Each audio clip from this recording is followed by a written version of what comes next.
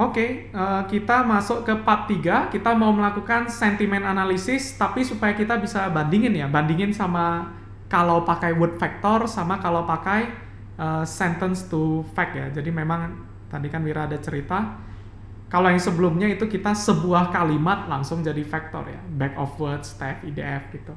Nah, Wira mau coba bandingkan siapa yang menang gitu ya. Again, harusnya itu tergantung datanya. Nggak ada jaminan kayak word factor yang menang, nggak ada jaminan yang sentence to fact bakal menang gitu. Tapi seringkali Wira temui kalau kita start with simple model itu udah cukup banget gitu ya, udah cukup banget. Jadi kita langsung aja tes dulu pakai cara yang sudah kita pelajari di course 4 ya. Silahkan snippet seperti biasa ya, import common package. Sama kalau untuk teks kan kita ada import NLTK ya, nltk.tokenize, word tokenize. From nltk.corpus siapin stopwords gitu. Dan ingat ya, stopwords paling bagusnya adalah cherry pick gitu ya, dipilih manual gitu. Tapi kalau ya ini kita cuma untuk belajar ya udahlah gitu ya. Gitu. Kita pakai yang sudah tersedia oleh NLTK gitu. Padahal stopwords itu kadang justru bisa merusak model kita ya, malah makin jelek gitu. Sehingga memang idealnya kita harus banyak trial and error ya. Gitu. Stopwords.words Indonesian plus kita buang juga punctuation ya. Mungkin punctuation lihat ya, kan kita anggap sebagai stopwords. Bisa jadi kalau kita ngomongin sentimen, kalau ada tanda seru itu biasa yang sentimennya negatif ya, yang marah-marah gitu. Mungkin gitu. Sehingga stopwords tanda seru jangan dibuang, bisa aja gitu ya. Oke. Jadi itu makanya Wira nggak ada jaminan kayak harus pakai stopwords ya. Malah sering kali Wira lihat menggunakan stopwords itu merusak model gitu. Modelnya malah jadi jelek gitu. Oke, jadi silahkan kalau mau yang bagian ini di copy karena nggak ada di snippet ya. Baru kita udah seperti biasa, kita mulai aja dari snippet import data. Dan Wira udah siapin data sentimen reviewnya apps Gojek gitu ya. Nih, Gojek review sentiment. Dan ini ada yang positif, ada yang negatif gitu ya. Kita coba baca dikit yang positif. Apa aplikasi yang bagus untuk dengan mudah? Nggak tahu ngomongin apa. Aplikasi ini banyak membantu saya. Nah, itu kan positif ya gitu. Kayaknya nanti ada kata-kata membantu, ini adalah ciri-ciri yang sentimen positif misalnya kayak gitu. Nah, itu kita serahkan ke mesin. Mesin yang akan mencari polanya menggunakan kalau kita pakainya back of words ya, sentence to fact gitu. Oke. Jadi silakan kita tinggal lakukan yang kita pelajari di course 4. Tapi jangan lupa ya, klasifikasi biasakan lihat value counts-nya. Imbalance, tidak imbalance sih, biasa aja ya. 5940 biasa aja gitu. Jadi kita boleh pakai akurasi ya, nggak usah pakai F1 score dan lain-lain, nggak apa-apa. Oke. Next-nya dataset splitting. Jadi ini kita pakai scikit-learn ya, ini kita udah pelajari berkali-kali di course-course sebelumnya. Jadi harusnya teman-teman udah bisa ya, tinggal snippet aja.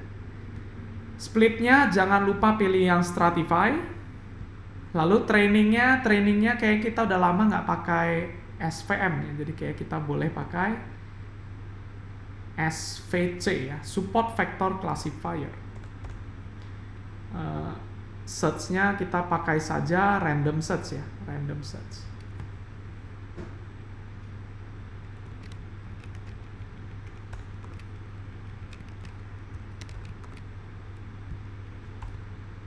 Oke. Ini Wira copy, kalau males silakan.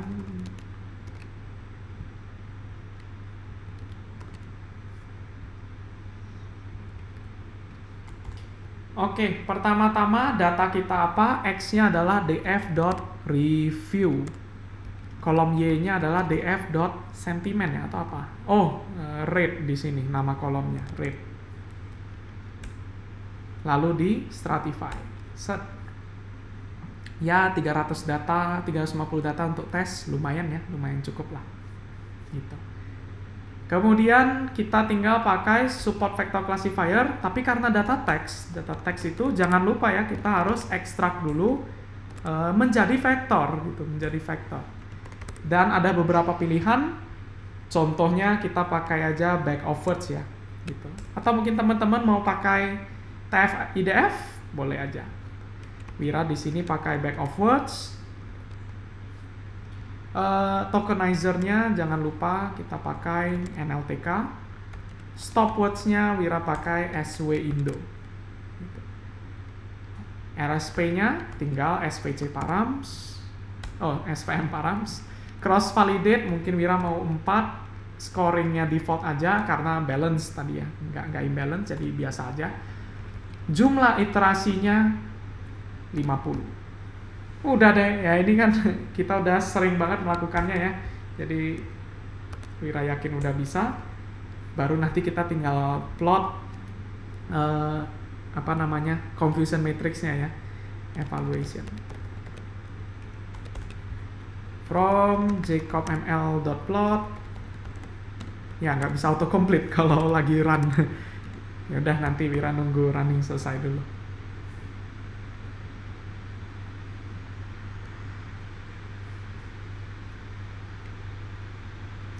Oke, running Wira udah selesai. Ups. jacobml.plot import plot confusion matrix. Dan cara pakainya tinggal shift tab kan ya. Shift tab aja. Oke, ini cuman sebagai bentuk review aja ya, review dan supaya nanti kita bisa bandingin nih sama kalau kita pakai word vector gitu ya. Apakah pakai word vector hasilnya lebih oke gitu. In this case, kalau pakai teknik biasa back of words doang, skornya lumayan banget ya, 95, 90, 90% sentimen analisisnya bisa nentuin ini positif negatif gitu ya. Jadi udah lumayan banget menurut Wira ya. Hanya dengan back of words gitu. Nah yang kayak gini-gini nih yang sebenarnya think simple itu powerful gitu kan ya, menghemat banyak waktu gitu. Udah dapat 90% di sini. Hasilnya juga lumayan lebih banyak yang kita malah dia itu sentimennya positif tapi Wira kita menyebutnya negatif gitu ya gitu. Orang baik tapi kita bilang itu sentimen negatif gitu. Tapi sentimen itu memang pada dasarnya problem yang susah sekali ya. Wira mungkin pernah ceritakan ya di video ke-0 gitu. Waktu itu di video ke-0 kan ada 3 kelompok ya. Yaitu kalau yang persepsi itu otomatis perkembangan risetnya sangat cepat karena ini jelas gitu. Wajah ini wajah siapa? Wajah Wira gitu. Tapi kalau yang tengah-tengah ini kan ada judgment ya, menghakimi gitu. Sentimen analisis itu masuk ke sini. Gitu ya. Karena ini jadinya abu-abu.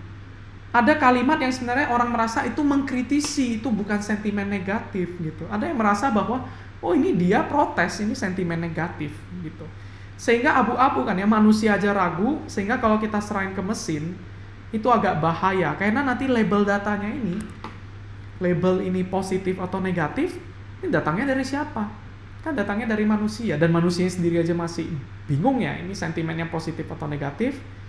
Sehingga nanti sebenarnya sentimen analisis itu jangan berharap terlalu tinggi ya dari mesin gitu, mesin learning gitu. Atau kalau di video ke-0 ini sebutannya adalah imperfect gitu ya, tidak sempurna gitu. Sama seperti spam juga ya, spam itu tidak sempurna ya karena dalam kategori judgment gitu.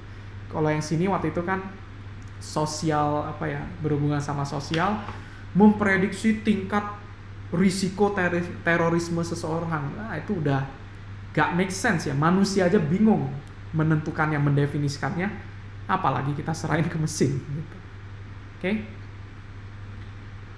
Oke deh, sampai di sini dulu mengenai review course 4 ya. Ini kita sudah lakukan di course 4. Ada yang mau ditanyakan nggak?